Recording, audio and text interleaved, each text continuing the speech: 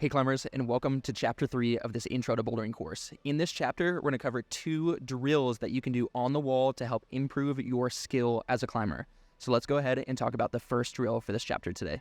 Okay, the first drill for this chapter is called quiet climbs. Basically, this drill is going to help us work on the skills that we talked about in the last chapter, mainly how we place our feet and watching our feet place. So when we do these 2 things accurately, that basically creates a scenario where we have control of our foot being placed on the wall. So it shouldn't sound abrupt or like we're slamming our feet down.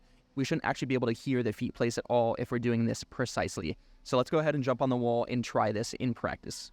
Okay, it's time to try out the drill quiet climb. So as a reminder, we're going to focus on precise placements for this climb. So let's go ahead and problem solve first from the ground. Think about where we're going to place our feet and hands, and then we're going to go ahead and execute this climb, trying to be as precise and delicate as possible. Let's jump into it. Okay, for our first climb, we have a V intro here. This is going to be the bottom of the grading scale, similar to a V0. So I see my start tag here and my start hands, and I'm looking at the top now for a finish hold or the top of the wall. I see a finish tag there, indicating that right hold at the top is going to be our finish hold. So as a reminder for this quiet climbs drill, we're going to focus on placing our feet and our hands very precisely and watching those placements, making sure we're placing the tip of our toe on all of these holds. So let's go ahead and try this first one out.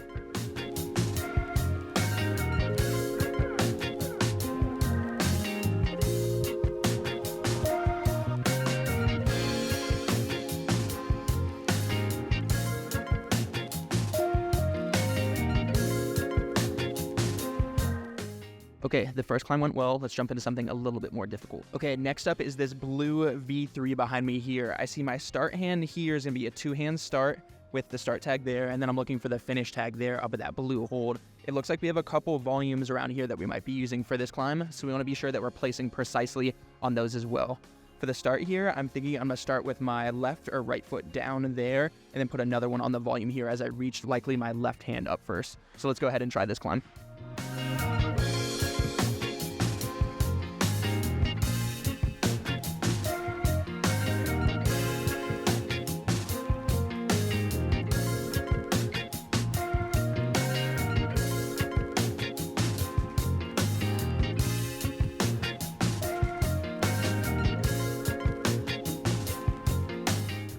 All right, we're going to go ahead and try one more climb for this quiet climbs drill. As a reminder, we're focusing on precision here, so placing our hands and feet very precisely and delicately and making sure that we're placing them exactly where we want them. So let's go ahead and try this last boulder. Okay, let's go ahead and talk about this white V3 behind me here. So first and foremost, we see the start tag here indicating that this is our start hand. Additionally, though, if we keep looking, we see another start tag here indicating a second hand start. So we'll have one hand there and one hand there as we try to get our feet off the ground and establish our starting position.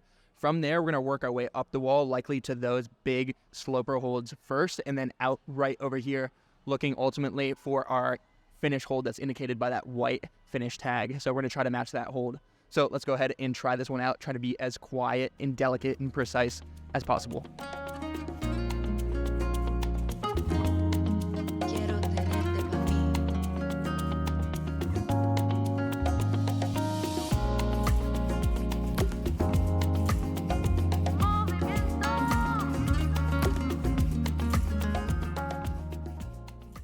Okay, the next drill that we're going to cover in this chapter is something called perfect repeats. Perfect repeats is an amazing drill to help us continue to refine our precision, but also our problem solving as a climber. So 2 things that are really essential for helping us improve in the sport, especially early on. So let's talk about how we perform this drill, perfect repeats. So you're going to find a boulder that isn't max for you. So this should be below your max level of difficulty. So you're going to come up with a plan for this boulder from the ground to start. We're going to problem solve from the floor so that we save energy when we're up on the wall. Once we have our plan, you'll go ahead and complete that climb to the best of your ability following that plan. After the climb down from the wall or drop off, and then take about 30 seconds to a minute to come up with a reflection for that first attempt. So try to remember what you did on that first attempt and see if there's room for improvement moving forward. Improvement can be things like more precise placements of your feet or hands, quieter placements of those feet and hands, breath control on the wall, so staying composed as you start to get a little bit more pumped, or just reducing the amount of moves in total that you make on the wall. So let's go ahead and put this one into practice so you can see how it works.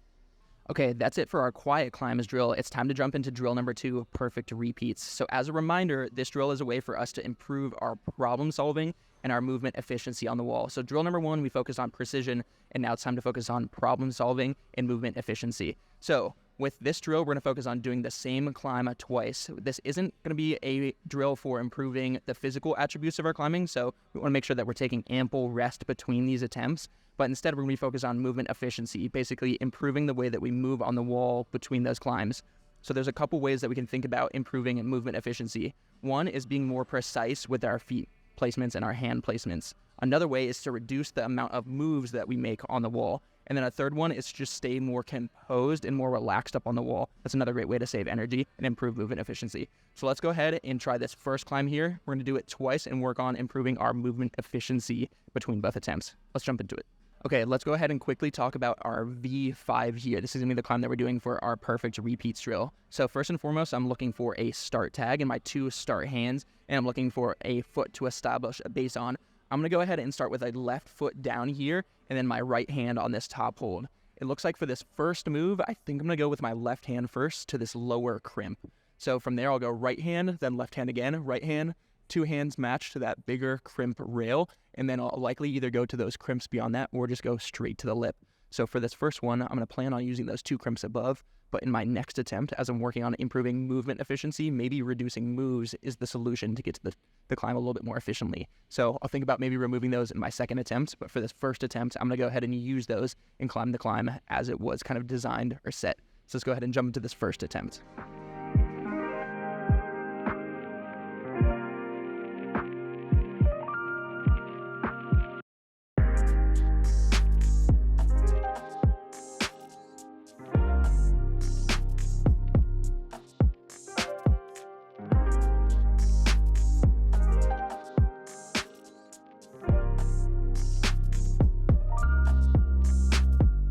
Okay, so now that we're done with our second attempt, we can reflect between the two and see which one was actually more efficient or which one felt a little bit easier.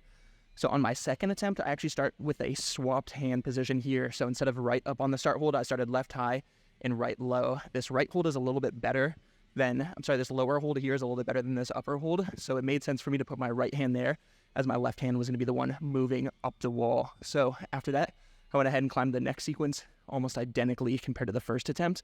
And then the only thing that really changed was this last move where instead of going to the final hold and then moving in again after that, I just decided to bump. Ultimately, this saved me about 1 move in 1 second of time up on the wall. So we can say that we did improve our movement efficiency there. And then also with this first move feeling a bit easier, I'd say that we also improved our movement efficiency there. So let's go ahead and jump into another example.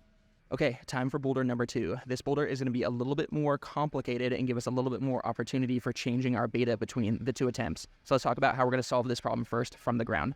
Okay, so this V5 is the climb that we're going to be doing for our second perfect repeats boulder. So the reason I picked this one is because this first move here gives us an opportunity to kind of do it 2 different methods. One will be statically and a little bit more powerful. It's going to require a little bit more precision and strength. And then the second one is going to require us to be a little bit more coordinated and be a little bit more explosive. So for this first attempt here, I'm going to think about keeping my left hand on this start hold as I move up to this hold. I think I can span from this lower hold to the upper hold without having to let go of my hands. So I'm going to try to do that on this first attempt here, as that will be slightly more secure than if I were to just jump to this hold blindly. So let's go ahead and try that. And then in the second attempt, we'll try jumping to that hold and kind of letting go of both hands to see how this might impact our movement efficiency on this climb. So let's go ahead and try it for the first time.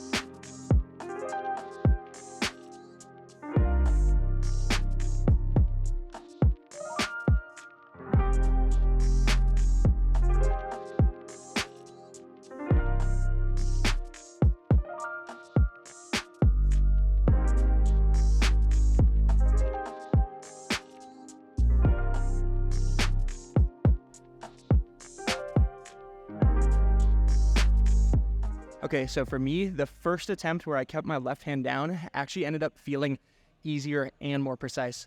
So for me, that's a win-win, and I would go ahead and try that beta again if I didn't climb this climb all the way through and I needed to save some energy at the beginning.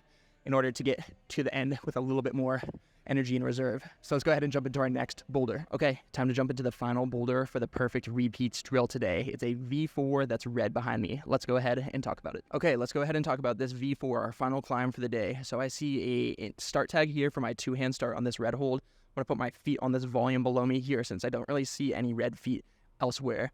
Next up is gonna be my red hand here, and I think I'm gonna go right hand to that one because I'm gonna need to jump left hand there. So from there, we'll go right hand to this lower one, and then we'll kind of power through left, right, until we're up at the top. I think there's a room for opportunity for me here to improve this climb by jumping through to this bigger jug here as I move through this section. So let's go ahead and try this the first time and see without the jump, and then the second time with the jump. Let's go ahead and jump into it.